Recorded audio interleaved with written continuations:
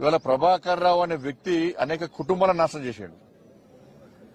అనేక మంది మాలాంటి కార్యకర్తలు ఉసురు పోసుకున్నటువంటి మూర్ఖుడు ప్రభాకర్ రావు అంటాడు. ఈ ప్రభుత్వం రాచమర్యాదతో చేస్తున్నది. ఈ ప్రభుత్వం ఏర్పడిన తర్వాతనే ఆయన ఇక్కడి నుంచి వారిపోయాడు. ఈ ప్రభుత్వం కాంగ్రెస్ పార్టీ ప్రభుత్వం ఏర్పడిన తర్వాతనే ఫోన్ ట్యాపింగ్ నిందితులు అందరూ తప్పించుకునే ప్రయత్నం చేశారు. అమెరికా ఎప్పుడు వారిపోయాడు? కాంగ్రెస్ పార్టీ ప్రభుత్వం ఏర్పడిన తర్వాత. ఇలా కూడా కోర్టుకు పోయాడు. కోర్టు నుంచి ఉత్తర్వులు తీసుకొచ్చున్నాడు. రాచమర్యాదతో చేయాలని చెప్పి ఉత్తర్వులు తీసుకున్నాడు. కోర్టును గౌరవించాల్సిన బాధ్యత మనకు ఉంది కాబట్టి దానికి అనుగుణంగా తప్పించుకునే ప్రయత్నం చేస్తా ఉన్నాడు. ప్రభాకర్ రావు గాని రాధాకిషన్ రావు అనే వ్యక్తులు కానీ వీళ్ళిద్దరూ అనేక మంది ఇతర పార్టీలకు సంబంధించిన కార్యకర్తలు ఉసురు పోసుకున్న వ్యక్తులు వీళ్ళు. ఇవాళ ఇతర పార్టీ నాయకుల ఫోన్ ట్యాపింగ్ కాదు, బీఆర్ఎస్ పార్టీ నాయకుల ఫోన్ ట్యాపింగ్ కూడా చేశారు. భార్య భర్తలుంటే ఫోన్ వినడమే, కొడుకు తల్లింటే ఫోన్ వినడమే, జడ్జిల ఫోన్లు కూడా ఫోన్ ట్యాప్ చేశారు. జడ్జిలకు కూడా కాబట్టి జడ్జిలకు కూడా ఫోన్ ట్యాప్ చేశారు. కాబట్టి దీన్ని సిబిఐకి ఇవ్వాల్సిన బాధ్యత రాష్ట్ర ప్రభుత్వం మీద ఉంది. ఇదే ముఖ్యమంత్రి గారు ఎన్నికల సమయంలో అనేక సందర్భాల్లో సిబిఐ విచారణ జరపాలని ముఖ్యమంత్రి గారు కోరారు, రేవంత్ రెడ్డి గారు కోరారు. మరి వాళ్ళు ముఖ్యమంత్రి అయ్యారు. ఫోన్ ట్యాప్ విషయంలో విచారణ తూతూ మంత్రంగా సాగుతున్నది. వాళ్ళకి కేవలం అధికారులకే పరిమితం చేయకండి. ఇవాళ వాళ్ళ వాంగ్మూలంలో ఏం చెప్పారు? పెద్ద ఆయన చెప్తే మేము ఫోన్ ట్యాపింగ్ చేస్తామన్నారు. పెద్ద ఆయన ఎవరు? పెద్ద ఆయన కల్వకుంట్ల చంద్రశేఖర్ రావు అని చెప్పి క్లియర్ గా దానిలో వాంగ్మూలంలో స్టేట్మెంట్ లో రికార్డ్ అయి ఉన్నది ఆల్రెడీ. మరి స్టేట్మెంట్ లో భుజంగరావు రాధాకృష్ణారావు ఎవరు వాళ్ళిద్దరు స్టేట్మెంట్ ఇచ్చినప్పుడు రాధాకిషన్ రావు స్టేట్మెంట్ లో పెద్ద ఆయనే కేసీఆర్ చెప్తే మేము ఫోన్ ట్యాపింగ్ చేస్తామని చెప్పి ఆయన స్టేట్మెంట్ ఇచ్చినప్పుడు నోటీస్ ఎవరికి ఇవ్వాలి? కేసీఆర్ కు నోటీస్ ఇవ్వాలి. సిరిసిల్ల ఎవరి కేంద్రంగా జరిగింది? కేసీఆర్ కొడుకు కేంద్రంగా జరిగింది. మరి వాళ్ళిద్దరికి ఎందుకు నోటీస్ లేరు? అంటే ప్రభుత్వం వాళ్ళని కాపాడే ప్రయత్నం చేస్తున్నది. లోపాయికార ఒప్పందం కాంగ్రెస్ కును బీఆర్ఎస్ కు లోపాయికార ఒప్పందం. ఇవాళ క్లియర్ గా రాధాకిషన్ రావు వ్యక్తి స్టేట్మెంట్ ఇచ్చినప్పుడు ఇప్పుడు అదే అధికారుల వంగుల్లో మా బండి సంజయ్ ఫోన్ ట్యాపింగ్ చేసినాము, ఫలానా వ్యక్తులది ఫోన్ ట్యాపింగ్ చేసినామని చెప్పినప్పుడు మాకు నోటీస్ ఇచ్చినప్పుడు దీనికి కారకులైనటువంటి వ్యక్తులు కేసీఆర్ అని చెప్పినప్పుడు కేసీఆర్ కు ప్రభుత్వం నోటీస్ చేయడానికి ఎందుకు వెనుకడిగిస్తున్నది? సిరిసిల్ల కేంద్రంగా ఫోన్ ట్యాపింగ్ చేసినప్పుడు కేసీఆర్ కొడుకు నోటీస్ ఇవ్వడానికి ఎందుకు వెనుకడిగిస్తున్నది? మీ ఇద్దరి మధ్య ఉన్న రహస్య ఒప్పందం ఏంది?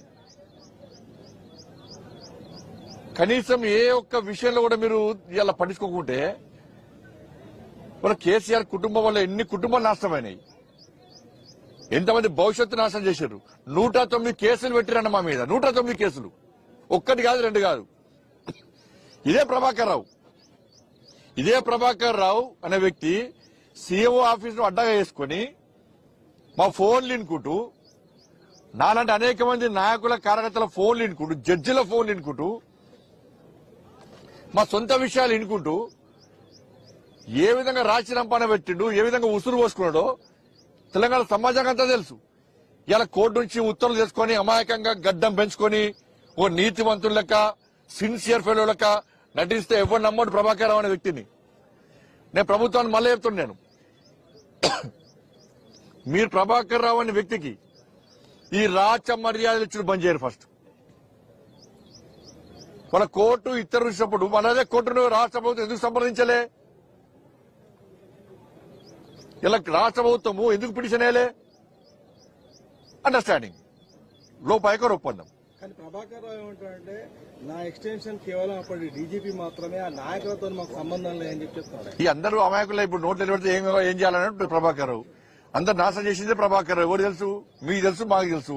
100 సార్లు అయిపోయి నేను సీఎంఓ ఆఫీస్ లో ప్రభాకర్ రావు మొత్తం సర్వనాశనం చేస్తున్నా అని చెప్పి ప్రభాకర్ రావు డ్యూటీలో ఉన్నప్పుడే నేనే చెప్పిన.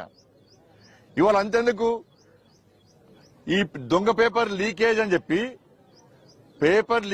చెప్పి నన్ను అక్రమంగా అరెస్ట్ చేసినప్పుడు నా దగ్గరకు వచ్చిన పోలీస్ ఆఫీసర్ ఎంత మూర్ఖత్వం అంటే, నేను ఇంటికి వచ్చి నా డ్రెస్ మార్చుకున్న తర్వాత నైట్ డ్రెస్ వేసుకొని బయటకు వచ్చిన తర్వాత అప్పటిదాకా పోలీసులు ఏమన్నా నేను హైదరాబాద్ నుంచి కర్నూలు మా అత్తమది 5th డే ఉంటే నేను వచ్చిన తర్వాత నేను డ్రెస్ వేసుకొని వచ్చినా ఏమనలే. అప్పటిదాకా పోలీసులు నాతో ఉన్నారు. నేను ఇంట్లోకి పోయి డ్రెస్ మార్చుకొని వచ్చిన తర్వాత నా దగ్గర పోలీస్ ఆఫీసర్ ఏమన్నాడు, ఫోన్ చేసి సార్ నైట్ డ్రెస్ వేసుకున్నారు సార్ పట్టుకపోన్నాడు. ఈ పోలీస్ ఆఫీసర్ ఇంకో పోలీస్ ఆఫీసర్ మాట్లాడు, ఏమని మాట్లాడు, సార్ ప్రభాకర్ సార్ మాట్లాడినారు సార్, ప్రభాకర్ సార్ అరెస్ట్ ఏమన్నారు సార్ అని ఈ పోలీస్ ఆఫీసరు ఇక్కడ పోలీస్ ఆఫీసర్ మాట్లాడుకుంటూ నేనైనా సాయం నేనైనా అంటే నైట్ డ్రెస్ మీద బండి సంజయ్ని గుంజుకపోవాలి. నైట్ డ్రెస్ మీద బండి సంజయ్ని అరెస్ట్ చేసి మొత్తం దింపాలి. ఇది ఎవరు కుట్రా? ప్రభాకర్ ఆదేశాల మధ్య జరిగిన కుట్ర. సంజయ్ గారు ఇప్పుడు షర్మిల ఫోన్ ట్యాప్ అయింది కదా, కవిత ఫోన్ కూడా ట్యాప్ అయిందనే అనుమానాలు వస్తున్నాయి, మీరే ఉంటారు. అరే నేను సొంత బీఆర్ఎస్ పార్టీ నాయకుల ఫోన్లు కూడా కేసీఆర్ అనేది ఆయనకు అనుమానాలు ఎక్కువ. కేసీఆర్ కు అనుమానం పుట్టినాకనే కేసీఆర్ పుట్టాడు. మీ ట్యాపింగ్ విషయంలో, మీ ఫోన్ ట్యాపింగ్ విషయంలో ప్రధానంగా అంటే ఎవరిని అంటే మీకు ఎప్పుడు ఈ అనుమానం వచ్చింది, తర్వాత ఎవరెవరి ఫోన్ ట్యాప్ అయింది? ఇప్పుడు ఫోన్ ట్యాప్ అయిన విషయం అందరికీ తెలుసు. ఇవాళ కేసీఆర్ ప్రభుత్వం రోజు ఎవరన్నా మామూలు కాలు మీరు మాట్లాడుకున్నారు, రేపు మామూలు కాలు మీ మీడియా మిత్రులు ఉన్న మామూలు మీ మీడియా యాజమాన్యం మామూలు కాలు మాట్లాడుకున్నారా? అయితే వాట్సాప్, అయితే సిగ్నల్, అయితే ఫేస్ టైమ్, అంతే తప్ప మీరు వేరే మాట్లాడుకున్నారు? ఎవరు మాట్లాడుకోలేదు. ఫోన్ మాట్లాడుకోవాలంటే భయం. కేసీఆర్ ప్రభుత్వాలు ఫోన్లు మాట్లాడుకోవాలంటే భయం. మీరు మాట్లాడుకుని చెప్పండి, మీ కెమెరా మాట్లాడుకున్నారా? భార్యతో మాట్లాడాలన్నా ఫేస్ టైమే, కొడుకుతో మాట్లాడాలన్నా ఫేస్ టైమే, ఇంకెవరు ఆఫీసర్తో మాట్లాడాలన్నా ఫేస్ టైమే, లేకపోతే సిగ్నల్, లేకపోతే వాట్సాప్ కాల్. ఆ వాట్సాప్ కాల్ కూడా ట్యాప్ చేసినట. కాబట్టి ఇంత మూర్ఖత్వం జరిగినప్పుడు కాంగ్రెస్ పార్టీ ప్రభుత్వము కేసీఆర్ కొడుకు ఎందుకు నోటీస్ ఇస్తలేదు? రాజా కిషన్ రావు స్టేట్మెంట్ ఇచ్చిన తర్వాత ఎందుకు నోటీస్ ఇస్తలేదు?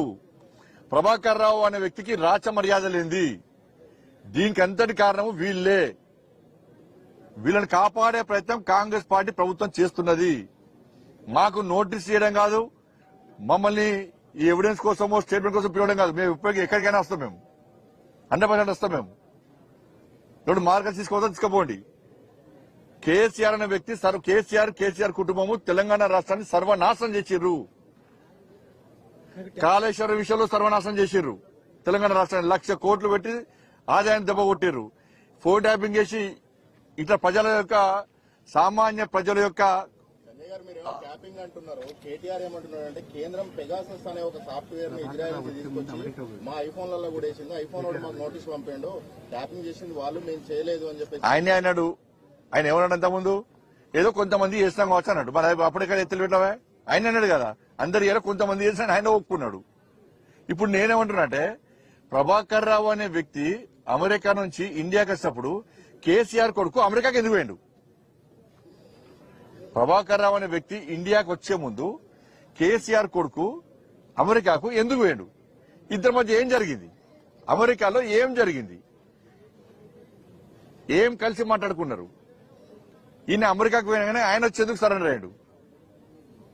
కానీ ఇదంతా కూడా గ్యాంబ్లింగ్, అంతా కూడా గ్యాంబ్లింగే. కానీ అప్పుడు బీజేపీ బీఆర్ఎస్ కి మంచి అండర్స్టాండింగ్ ఏం లేదన్న. అది కాంగ్రెస్ మాట్లాడుతుంది. కాంగ్రెస్ పార్టీ అప్పుడు లేనే లేదు. కాంగ్రెస్ పార్టీ ఇక్కడ ఎప్పుడో చెప్పురా.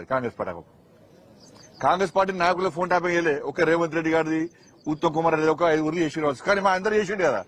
అప్పుడు పవర్ఫుల్ మేమే. బీఆర్ఎస్ పార్టీని తెలంగాణ రాష్ట్రంలో గద్దెదించింది ఎవరు? భారతీయ జనతా పార్టీ. బీఆర్ఎస్ పార్టీ కేసీఆర్ కుటుంబాన్ని మెడల్ వంచింది ఎవరు? భారతీయ జనతా పార్టీ. అప్పుడు కాంగ్రెస్ పార్టీ ఎక్కడిది? అనుకోని కారణాల వల్ల కాంగ్రెస్ పార్టీ అధికారంలోకి వచ్చింది. అప్పుడు కాంగ్రెస్ పార్టీ ఒకరిద్దరు చేసేది కావచ్చు, కానీ భారతీయ జనతా పార్టీ అందరూ చేసింది. BRS party phone tapping. మా అండర్స్టాండింగ్ ఎందుకు ఉంటుంది? అండర్స్టాండింగ్ ఉంటే మాకు నోటీస్ ఎందుకు వస్తాయి ఇవాళ? మరి టీఆర్ఎస్ ప్రభుత్వం మీద ఛాంపియన్ గా పోరాటం చేసిన మీరు థార్డ్కి వెళ్ళడానికి ట్యాపింగ్ కారణం అంటారా? ఫోన్ ట్యాపింగ్ కారణం మా కారణాలు రకరకాల కారణాలు ఉన్నాయి. అంటే బీజేపీ నాయకులు ఫోన్ ట్యాపింగ్ చేసినట్టు మీరే సిబిఐ తో విచారణ చేయించుకోవచ్చు. సిబిఐ విచారణ డైరెక్ట్ చేయలేదు కదా, రాష్ట్ర ప్రభుత్వం కోరాలి. అయితే కోర్టు ఆదేశాలు ఇవ్వాలి. అట్లా సిబిఐ డైరెక్ట్ ఆదేశాలు గించం ఎందుకుంటే ఎప్పుడో గుంజుకోపోదు. ఈ ప్రభాకర్ రాచమర్యాలి గల్లబట్టి గుంజుకోపోదు. ఇప్పటికి ప్రభాకర్ గుంజుకోదు, కేసీఆర్ కుటుంబం గల్లబట్టి గుంజుకోపోదు. ఇప్పటికే గీత రాచమర్యాలి ఇస్తామేంది మేమేమన్నా? సిట్ నుంచి అంటే నోటీసులు కానీ కాల్స్ వచ్చాయి, ఫోన్ కాల్ వచ్చింది.